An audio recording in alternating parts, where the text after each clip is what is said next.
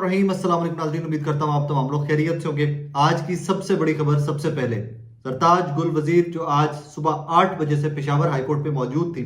और पेशावर हाईकोर्ट को एक कला बना दिया गया था। चारों तरफ से पुलिस ही पुलिस थी। पेशावर हाईकोर्ट के बाहर से ही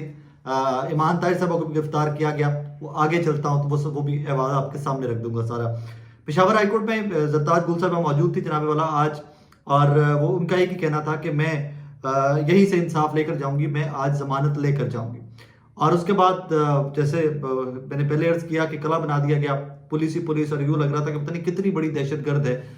कोई जो इस टाइम पेशावर हाईकोर्ट की बिल्डिंग के अंदर मौजूद है, जिसको गिरफ्तार करने का सारा प्लान बनाया जा रहा है। आज एट सम पॉइंट एक खबर ये भी आई कि जनाब खवातीन जो है पुलिस एहलकार, उनको अंदर दाखिल करने का कहा जा रहा है और वो जाकर गिरफ्तार कर लेंगी। लेकिन यहाँ पर इमरान खान साहब को इस्लामाबाद हाईकोर्ट से गिरफ्तार करना, तरीकाकार और उसके बाद क्या हुआ था वो सब कुछ भी याद रखिएगा। सो कोर्ट के अंदर से गिरफ्तार करना कि बहुत ज्यादा इजी नहीं था। आगे चलते जाइए तो फिर ये सारी कार्रवाई चल रही थी, रिपोर्ट होता रहा जी गिरफ्तार कर लेंगे नहीं करेंगे। एट द सेम टाइम बुकला ने मैट्रेस पहुंचा दिया, वहां पर कंबल पहुंचा दिया, खाना पहुंचा दिया, और जरताज गुल साहिबा जो है वो वहीं से अंदर से उन्होंने एक बड़ा वो इमोशनल सा वीडियो पैगाम भी अपना जारी किया पेशावर हाईकोर्ट से कि मैं तो, और उसको खबर कैसे बनी वो भी मैं आपको बता दूं कि उसको खबर ये बनाया गया कि जी सानिया 9 मई की जरताज गुल साहिबा ने मजम्मत कर दी और माफी मांग ली कौम से, और जरताज गुल साहिबा उस वीडियो के अंदर रो भी रही हैं। बट कहानी क्या थी कि she was in the court for the bail, वो जमानत के लिए कोर्ट के अंदर थी, और उसके बाद उन्होंने कहा कि अगर इसी चीज की सजा मिल रही है तो मैं कौम से माफी मांगती हूँ। एक इमोशनल सा उनका मैसेज भी आया, साथ उन्होंने ये भी कहा कि मैं शहीदों के खानदान से हूँ, मेरे भाई शहीद हैं, और फर्दर हम कैसे बेहुरमती कर सकते हैं शहीदों की। इंटरेस्टिंग सिचुएशन तब डेवलप होती है जब एक खातून के लिए, एक खातून रहनुमा या सियासतदान के लिए Peshawar high court chief justice Peshawar high court justice Ibrahim साहब खोलते हैं, और वो जब रिमार्क्स देते हैं, जो आकर बिफोर समात स्टार्ट होने से पहले भी आते उन्होंने कहा कि जी मेरी बेटी को खाना खिलाएं, उसके बाद समात करेंगे। मतलब एक पोलाइट जेस्चर था, एक अच्छा जेस्चर था जस्टिस इब्राहिम साहब का, चीफ जस्टिस का। तो उन्होंने पहले जरताज साहबा को खाना खिलाया, उसके बाद उनसे गुफ्तगू की कि मैं आ गया हूँ, महफूज रहे, आप महफूज हैं, आपको कोई हाथ नहीं लगा रहा, अभी समात का आगाज करते हैं। फिर समात का आगाज होता है, और समात के आगाज में पेशावर हाईकोर्ट जो है वो सीसीपी और एसएसपी ऑपरेशन जो है उनको कर लेती है, तलब कर लेती है कोर्ट के अंदर। और वहां पर जस्टिस इब्राहिम क्या खूबसूरत रिमार्क देते हैं कि अगर मैं किसी को इंसाफ नहीं दे सकता तो मुझे रिजाइन कर देना चाहिए। उसके बाद जनाब वाला बहुत छोटी सी समात, और समात में रात के इस टाइम उन्होंने जस्टिस ने ये भी कहा कि मैं इस्लामाबाद में था, आज कोर्ट में जो कुछ होता रहा पेशावर हाईकोर्ट में, मुझे इस वजह से इस्लामाबाद से पेशावर आना पड़ा, और वो रात के इस टाइम पे इस ठंड के अंदर पेशावर पहुंचे। बहरहाल जरताज गुल साहिबा की जमानत तो मंजूर हो गई, बहुत एक अच्छा प्रेसिडेंट सेट किया पेशावर हाईकोर्ट ने। कहानी यहाँ पर ये है, बड़े दुख के साथ कह रहा हूँ, एक लाहौर हाईकोर्ट भी है, एक इस्लामाबाद हाईकोर्ट भी है, एक सुप्रीम कोर्ट ऑफ पाकिस्तान भी है, और कई जरताज गुल वजीर जो हैं वो कितने महीनों से लाहौर की कोट लखपत और बाकी जेलों के अंदर पड़ी। उसमें सनम जावेद भी है, उसमें तैयबा राजा भी है, उसमें आलिया हमजा भी है, उसमें डॉक्टर यास्मीन राशिद भी है, और उसमें कई ऐसे लोग हैं कि जो कई महीनों से अंदर हैं जेलों के। लेकिन ये लाहौर हाईकोर्ट है और वो पेशावर हाईकोर्ट। इसी के साथ ही पेशावर हाईकोर्ट में आज ईमान ताहिर साहिबा जो हैं उनको गिरफ्तार किया गया, वो भी जमानत के लिए पेशावर हाईकोर्ट से उन्होंने रुजू किया था। मेजर ताहिर सादिक साहब की साहबजादी रहनुमा पाकिस्तान तहरीक इंसाफ। अब लेट एक दफ़ा उनको कर लिया गया गिरफ्तार, और ऐसा नहीं पता था किस मुकदमे में गिरफ्तार किया गया, लेकिन मेरी इन्फॉर्मेशन ये है कि कोई अटक का मुकदमा था, उसी में उनकी गिरफ्तारी मतलूब थी, और केस की डिटेल्स फर्दर की ज़िमनी में उनका नाम डाला गया था। कोई बहुत ज़्यादा डिटेल्स अटक की उस केस की भी नहीं निकल रही हैं। उनको गिरफ्तार कर लिया गया, नामालूम मकाम पर उनको मुंतकिल कर दिया गया था, और उसके बाद कुछ समझ नहीं आ रही थी अभी तक। कुछ एक ब्रेकिंग न्यूज़ आने से पहले तक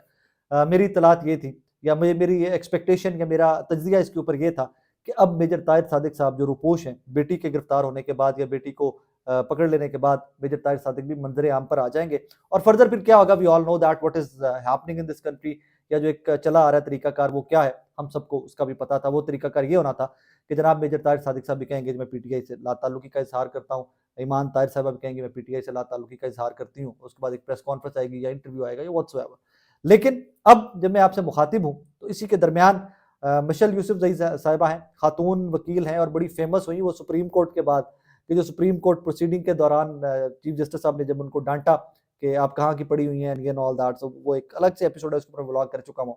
तो उनकी ट्वीट है, उनकी खबर है कि पेशावर हाईकोर्ट के फैसले की अटेस्टेड कॉपी दिखाकर ईमान ताहिर साहिबा को रिहा करवा लिया गया और महफूज मकाम तक मुंतकिल कर दिया गया है। अब ये एक साई ऑफ रिलीफ है मेजर फैमिली के लिए कि अगर उनकी बेटी मेजर ताहिर सादिक साहब की। इसका थोड़ा सा बैकग्राउंड भी दे दूं कि इनका एक होटल है लाहौर के अंदर भी, उस होटल के ऊपर भी बार बार छापे मारे गए। ईमान ताहिर साहबा के घर के ऊपर छापे मारे गए, मेजर साहब के घर के ऊपर छापे मारे गए, इनके मुलाजमीन जो है उनको जख्मी किया गया, उनको ब्लीड करते हुए की फुटेजेस भी हमारे तक पहुंची थी कि पुलिस ने छापे मारे और ईमान साहिबा को ढूंढते हुए और मेजर ताहिर सादिक साहब को ढूंढते हुए वहां पर क्या क्या कार्रवाई हुई थी। तो बहरहाल एक दफा गिरफ्तार कर लिया गया, लेकिन अब एक क्रेडिबल वकील जो है केपीके की, उनकी जानिब से पाकिस्तान तहरीक इंसाफ की रहनुमा मिशाल साहिबा, उनकी तरफ से इसकी कॉन्फर्मेशन आ गई है कि जनाब उनको रिहा करवा लिया गया है और उसके बाद महफूज मकाम पर मुंतकिल कर दिया गया है। तो I think that should be enough, इसके ऊपर से ज़्यादा बात नहीं की जानी चाहिए जब तक कि वो खुद सामने नहीं आ जाती। इसी के साथ एक और बहुत बड़ी खबर है, रिसेंटली हमने देखा कि पाकिस्तान तहरीक इंसाफ को पेशावर हाई कोर्ट से रिलीफ मिला था बल्ले के निशान को लेकर कि इलेक्शन कमीशन ने जिस तरह वो बल्ले का निशान उड़ा दिया था कि उनका इंट्रा पार्टी इलेक्शन जो थे उनके ऊपर रखकर बल्ले का निशान उड़ा दिया था और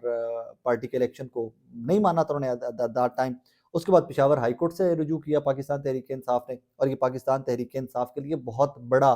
रिलीफ था। अब इस रिलीफ में टेक्निकलिटीज क्या है मैं थोड़ी सी उसके ऊपर भी बात कर लूं, लेकिन बिफोर दैट मैं आपको सुना दूं कि पेशावर हाईकोर्ट ने पीटीए इंट्रा पार्टी इलेक्शन और इंतखाबी निशान केस पर इलेक्शन कमीशन का फैसला बहाल करते हुए हुक्म इम्तना वापस ले लिया कि जो स्टे ऑर्डर भी दिया गया था पेशावर हाईकोर्ट की जानिब से, जिसके बाद बल्ले का निशान जिसमें प्रे थी, फाइनल प्रे थी उस पिटीशन के अंदर, वो यही थी कि बल्ले का निशान में वापस किया जाए। तो वो पेशावर हाईकोर्ट के स्टे ऑर्डर के बाद उनकी फाइनल प्रे जो है वो आंसर हो गई थी और उनको बल्ले का निशान वापस मिल गया, जिसके ऊपर तहरीक इंसाफ ने बहुत खुशियां भी बनाई हैं एवरीथिंग। और उसके बाद पीएमएलएन, स्पेशली पीएमएलएन, मरियम नवाज साहबा, शहबाज शरीफ साहब, फजलुर रहमान साहब, अता तारड़ साहब, राना सनाउल्लाह साहब, इन तमाम लोगों का रुख पेशावर हाईकोर्ट के ऑनरेबल जज की जानिब हो गया था कि जनाबे वाला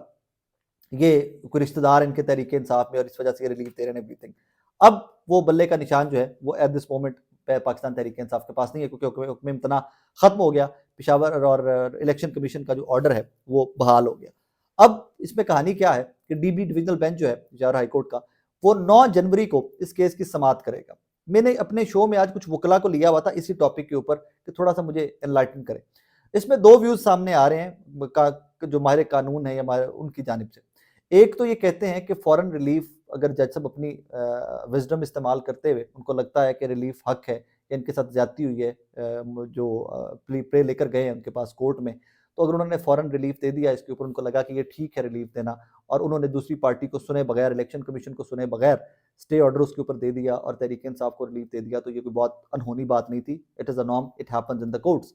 सेकंड, इसके ऊपर लोग वजह जो दे रहे हैं कुछ वकला, उन्होंने कहा कि जी बेहतर ये था कि तहरीक इंसाफ के साथ साथ जिस तरह एक दिन रिलीफ दे दिया, आज रिलीफ दिया, मिसाल दे रहा हूँ, अगर आज लाहौर पेशावर हाईकोर्ट ने तहरीक इंसाफ ने बल्ले के निशान के ऊपर रिलीफ दिया है तो अगले दिन के लिए नोटिस कर देते इलेक्शन कमीशन को, उनको भी सुन लेते तो ये ज्यादा बेहतर हो जाता, या तहरीक इंसाफ ही के हक में ज्यादा बेहतर होता कि दोनों फ्री कैन को सुन लेते। अब 9 जनवरी को ऑब्वियसली दोनों फ्री कैन को सुना जाएगा, लेकिन as of now when I am speaking to you, जब मैं आपसे मुखातिब हूँ, तो जनाबे वाला पाकिस्तान तहरीक इंसाफ का बल्ले का निशान जो है वो छिन चुका हुआ है। और अब इसका फर्दर क्या होता है, क्योंकि इसमें वो इम्प्रेशन या वो असर सुप्रीम कोर्ट के चीफ जस्टिस साहब का भी आया ना नीचे तक कि कैसे एक फ्रीक को सुनकर फैसला कर दिया गया। अब फर्दर इसमें क्या होता है उसके ऊपर थोड़ा सा हमें इंतजार करना पड़ेगा 9 जनवरी का। एक दफा तो खबर ये आई कि जी पाकिस्तान तहरीक इंसाफ सुप्रीम कोर्ट जा रही है, लेकिन अब से कुछ देर पहले अली जफर साहब पाकिस्तान, बैरिस्टर अली जफर साहब पाकिस्तान तहरीक इंसाफ के, उन्होंने कहा जी हम 9 जनवरी का वेट करेंगे, हम पेशावर हाई कोर्ट में देखेंगे कि मामला डीबी में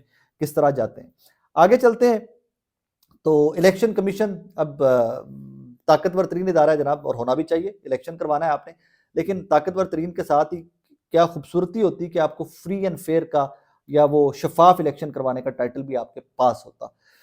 तो आगे बढ़ते हैं जनाब। तो तौहीन इलेक्शन कमीशन केस में इमरान खान और फवाद चौधरी पर आयद चार्जेस की चार्जशीट सामने आ गई है जनाब। तौहीन इलेक्शन कमीशन केस में पाकिस्तान तहरीक इंसाफ के बानी इमरान खान और फवाद चौधरी पर आयद चार्जशीट सामने आ गई। तौहीन इलेक्शन कमीशन केस में इमरान खान और साबिक वजीर पर आज फर्द जुर्म आयद कर दी गई है। चार्जशीट के मुताबिक बानी पीटीआई और फवाद चौधरी ने 2022 में इलेक्शन कमीशन के खिलाफ मनसूबाबंदी से तस्दीक आमेज मुहिम का सिलसिला शुरू किया मुलजिमान ने एक नहीं मुतअद्दिद बार इलेक्शन कमीशन और सरबराह के खिलाफ मुतसबाना और तस्दीक आमेज जुबान इस्तेमाल की। फिर आगे फर्दर डिटेल लिखी गई है कि 12 जुलाई 2022 को भक्कर में अवामी जलसे के दौरान इलेक्शन कमीशन पाकिस्तान के खिलाफ गैर पार्लिमानी जुबान इस्तेमाल की गई। फिर 18 जुलाई और 27 जुलाई को अवामी जलसों में इलेक्शन कमीशन और सरबराह पर मन घड़त इल्ज़ामात आयद किए गए। चार्जशीट के मतन के मुताबिक मुलजिमान ने 4 अगस्त और 10 अगस्त 2022 को इलेक्शन कमीशन को स्कैंडलाइज किया और दोनों ने जलसों में आईनी इदारे को तस्दीक का निशाना बनाया। मुलजिमान ने चीफ इलेक्शन कमिश्नर के खिलाफ गैर पार्लिमानी और नामुनासिब जुबान भी इस्तेमाल की। बॉटम लाइन कहानी क्या है समझना चाहिए। अब तक तो पाकिस्तानियों को समझ आ जानी चाहिए there is zero tolerance for Pakistan Tehreek Insaf. कोई दो राय नहीं है इसके अंदर के पाकिस्तान तहरीक इंसाफ इस टाइम के ऊपर पाकिस्तान की मकबूल तरीन सियासी जमात है। सबसे ज़्यादा वोटर की तादाद उनकी है। लेकिन एट द सेम टाइम हमें ये भी ख्याल में रखना है कि यहाँ पर सुहेल वड़ाइच साहब भी हैं इस मुल्क के अंदर, इसमें अंसार बाइस साहब भी हैं इस मुल्क के अंदर, और इस इदारे के अंदर सिर्फ मकबूल होना, इस मुल्क के अंदर सिर्फ मकबूल होना है। बदकिस्मती की बात यह है, बीइंग अ डेमोक्रेट, बड़े दुख के साथ मुझे ये कोट करना पड़ता है कि सिर्फ मकबूल होना शायद काफ़ी नहीं है। और यही बदकिस्मती है, यही वजह है कि पाकिस्तान जिस हालात में है, जहाँ पर खड़ा हुआ है, वो आपके और मेरे सामने है। आखिर में जाते जाते आपने देखा कि रिसेंटली मैं ये भी खबर है, मैं आपकी गोशगुजार ये भी करता जाऊँ कि रिसेंटली इलेक्शन कमीशन की जानिब से पैमरा को खत लिखा गया कि ये जो पोल्स हो रहे हैं ना, जो मकबूलियत का दिखा रहे हैं कि किस हल्के में कौन मकबूल है, किस हल्के में कौन मकबूल है। मैं भी यही काम कर रहा था शो के अपने में, 1-2 शोज़ वीकली में कर रहा था हल्कों से। और मेरे से पहले बहुत हबीब अकरम साहब कर रहे थे, वो तो नेशनल लेवल पे कर रहे थे और बहुत एक्सटेंसिवली कर रहे थे। तकरीबन 90-95% हल्कों के अंदर तहरीक इंसाफ पॉपुलर मोस्ट जमात आई। तो उसके बाद इलेक्शन कमीशन ने लिख दिया कि जी इससे वोटर को इन्फ्लुएंस किया जाता है, वोटर की ज़हनसाज़ी की जाती है, लिहाजा पैमरा एक्शन ले इसके ऊपर। इलेक्शन के दौरान कोई भी सर्वे या वो कोई भी टेलीविज़न नशर नहीं करेगा। उसके बाद सर्वेस तो बंद हो गए, कम से कम मैंने तो सर्वेस बंद कर दिए थे और मैं कर रहा था जाकर पब्लिक ओपिनियन सिर्फ के कौन बेहतर रहनुमा है, तहरीक इंसाफ के रहनुमा बेहतर है, नून लीग के बेहतर है, पीपल्स पार्टी के रहनुमा बेहतर है, लाइटर नोट के ऊपर, या सिर्फ वो एक के लोगों को देखने के लिए कि लोगों का रुझान क्या है, महंगाई से किस हद तक तंग है, किस हुकूमत की परफॉर्मेंस से बेहतर लगती है इनको, किस हुकूमत की परफॉर्मेंस से खुश हैं ये लोग। तो जनाबे वाला आज उसके ऊपर मेरी इत्तला ये है कि कुछ टेलीविजन शोज़ के एंकर्स और उनके टीवी चैनल्स जो हैं, उनको आज पैमरा की जानिब से नोटिस भेज दिए गए कि you can not do this. Even polls नहीं चलाए, पब्लिक ओपिनियन भी नहीं चलाया, सिर्फ ये चलाया कि किसके दौरे इक़्तिदार के हालात बेहतर थे और किसके दौरे इक़्तिदार में अवाम के पास रिलीफ था, किसके दौरे इक़्तिदार में अवाम के पास रिलीफ नहीं था, उनके ऊपर भी पाबंदी लगा दी गई। कुछ माहिर, कुछ सियाने लोग कहते ये हैं कि जनाब कहानी ये है कि जब भी आप पोल कहीं से करेंगे या जब भी आप कहीं पर हल्के में निकलेंगे, जब आप बात करेंगे, तो पॉपुलैरिटी तो ज़्यादा इमरान खान की है और इस टाइम के ऊपर इमरान खान का नाम लेना पसंद नहीं है, नाम सुनना पसंद नहीं है। और आप ये दिखाएंगे कि नवाज शरीफ साहब जो है उनके बारे में लोग चोर का लफ्ज़ इस्तेमाल करेंगे या करप्ट का लफ्ज़ इस्तेमाल करेंगे या ब्ला ब्ला ब्ला। मैं नहीं कर रहा, मैं बात कर रहा हूँ कि बट पीपल से इन द कॉन्स्टिट्यूंसीज, तो वो इस टाइम के ऊपर काबिल कबूल नहीं है। लिहाजा ये नोटिस आने का सिलसिला जारी रहेगा और इसको फर्दर वो कहते हैं ना, इसके ऊपर सख्ती आएगी, मज़ीद सख्त कर दिया जाएगा कि कोई पोल, कोई सर्वे, कोई पब्लिक ओपिनियन टीवी के ऊपर ना चलाई जाए। अपना बहुत सारा ख्याल रखिएगा, दुआ में याद रखिएगा। अल्लाह हाफ़िज़।